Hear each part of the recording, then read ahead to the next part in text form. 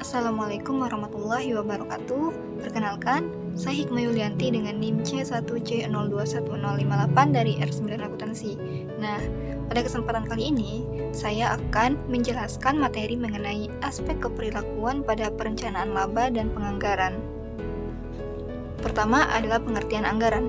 Jadi anggaran ini merupakan suatu rencana yang disusun secara sistematis yang meliputi seluruh kegiatan perusahaan dan dinyatakan dalam unit atau satuan moneter dan berlaku untuk jangka waktu atau periode mendatang.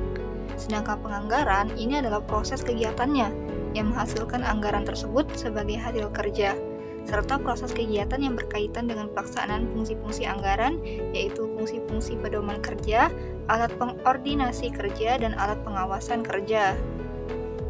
Kemudian berbagai fungsi dari perencanaan laba dan anggaran. Jadi ada beberapa fungsi anggaran, di sini ada 6. Yang pertama, anggaran itu merupakan hasil akhir dari proses perencanaan perusahaan. Nah, maka anggaran ini itu akan mencerminkan konsensus organisasional mengenai tujuan operasi untuk masa depan. Dan yang kedua adalah anggaran ini merupakan cetak biru perusahaan untuk bertindak yang mencerminkan prioritas manajemen dalam alokasi sumber daya organisasi. Yang ketiga, anggaran ini itu bertindak sebagai suatu alat komunikasi internal yang menghubungkan beragam departemen atau divisi organisasi antara yang satu dengan yang lain dan dengan manajemen puncak. Nah, yang keempat, anggaran itu berfungsi sebagai standar terhadap hasil operasi aktual yang dapat dibandingkan. Jadi anggaran ini itu sebagai standarnya. Nah, hal ini tuh merupakan dasar untuk mengevaluasi kinerja dari manajer pusat biaya dan laba. Dan yang kelima, anggaran ini itu berfungsi sebagai alat pengendalian yang memungkinkan manajemen untuk menemukan bidang-bidang yang menjadi kekuatan atau kelemahan perusahaan. Yang keenam, anggaran ini itu mencoba untuk mempengaruhi dan memotivasi baik manajer maupun karyawan untuk terus bertindak dengan cara yang konsisten dengan operasi yang efektif dan efisien serta selaras dengan tujuan organisasi. Kemudian pandangan perilaku terhadap proses penyusunan anggaran. Jadi ada 3 tahap utama dalam proses penyusunan anggaran. Ada tahap penetapan tujuan, tahap implementasi, dan yang terakhir ada tahap pengendalian dan evaluasi kinerja. Pertama adalah tahap penetapan tujuan. Jadi aktivitas perencanaan itu dimulai dengan menerjemahkan tujuan organisasi yang luas itu ke dalam tujuan-tujuan aktivitas yang khusus. Nah, jika sesuai dengan struktur organisasi dan gaya kepemimpinannya, maka manajer tingkat bawah dan para karyawan itu sebaiknya diberikan kesempatan itu untuk berpartisipasi dalam proses penetapan tujuan, karena mereka akan lebih mungkin menerima tujuan yang terus mereka formulasikan. Konsep utama perilaku yang berpengaruh terhadap tahapan penetapan tujuan itu adalah proses perencanaan yang meliputi partisipasi, kesesuaian tujuan, serta komitmen. Nah, tahap kedua adalah tahap implementasi. Pada tahap implementasi, itu rencana formal tersebut itu digunakan untuk mengkomunikasikan tujuan dan strategi organisasi, serta untuk memotivasi orang secara positif dalam organisasi. Nah, setelah itu, rencana formal itu mungkin akan menerima kerjasama penuh dari berbagai kelompok yang ingin dimotivasi olehnya. Konsep ilmu keperilakuan utama yang mempengaruhi tahap implementasi itu adalah komunikasi, kerjasama, serta koordinasi. Yang ketiga, tahap pengendalian dan evaluasi kinerja. Nah, setelah diimplementasikan, itu anggaran tersebut itu berfungsi sebagai elemen kunci dalam sistem pengendalian. Jadi, anggaran yang menjadi tolak ukur terhadap kinerja aktual itu dibandingkan dan berfungsi sebagai suatu dasar untuk melakukan manajemen. Nah, beberapa konsekuensi keperilakuan yang mungkin muncul itu meliputi tekanan, motivasi, aspirasi, dan kegelisahan. Lalu di sini ada pembahasan mengenai konsekuensi disfungsional dari proses penyusunan anggaran. Jadi dari proses penyusunan anggaran ini itu akan terjadi konsekuensinya yang meliputi ada 4 macam di sini. Yang pertama adalah akan menimbulkan rasa tidak percaya diri. Anggaran itu merupakan suatu sumber tekanan yang dapat menimbulkan rasa tidak percaya, rasa permusuhan, dan mengarah pada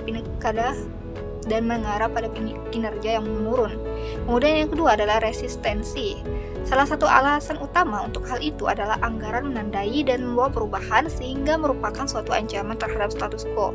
Alasan lain dari resistensi anggaran ini adalah proses anggaran itu memerlukan waktu dan perhatian yang besar.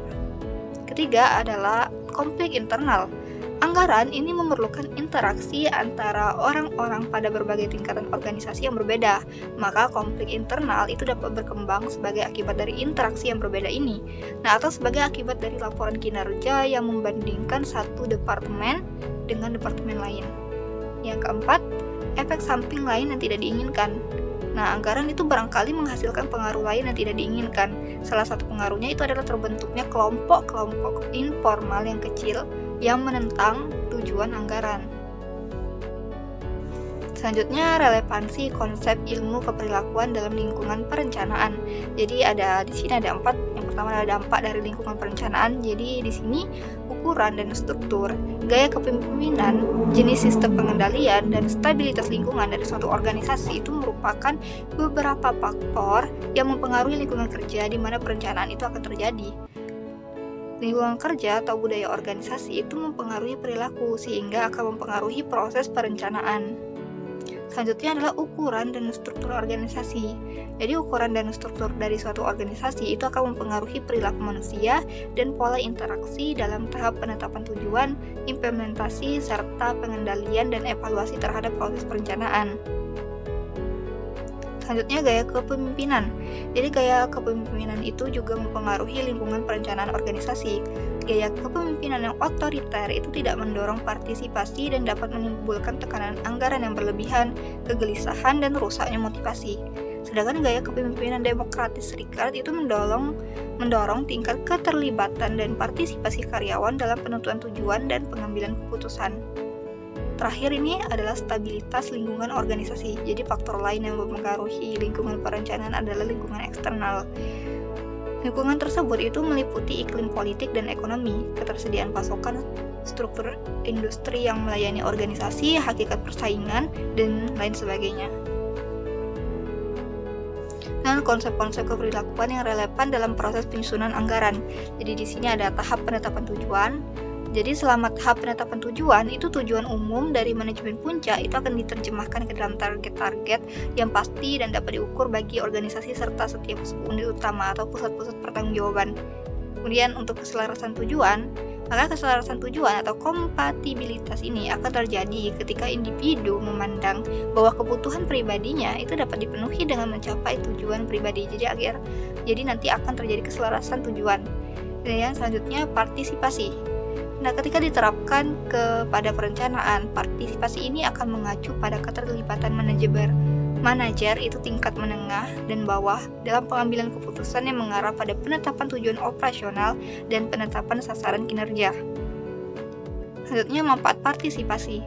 Salah satu manfaat dari partisipasi yang berhasil itu adalah partisipasi menjadi terlibat secara emosi dan bukan hanya secara tugas dalam pekerjaan mereka. Partisipasi itu dapat meningkatkan moral dan mendorong inisiatif yang lebih besar pada semua tingkatan manajemen. Terakhir, batasan dan permasalahan partisipasi. Jadi hal yang diragukan adalah partisipasi ini memberikan manfaat apapun bagi organisasi. Namun, hal tersebut itu dapat menciptakan masalah moral dan motivasi yang serius. Status dan pengaruh dalam satu organisasi itu juga dapat menghambat partisipasi yang efektif.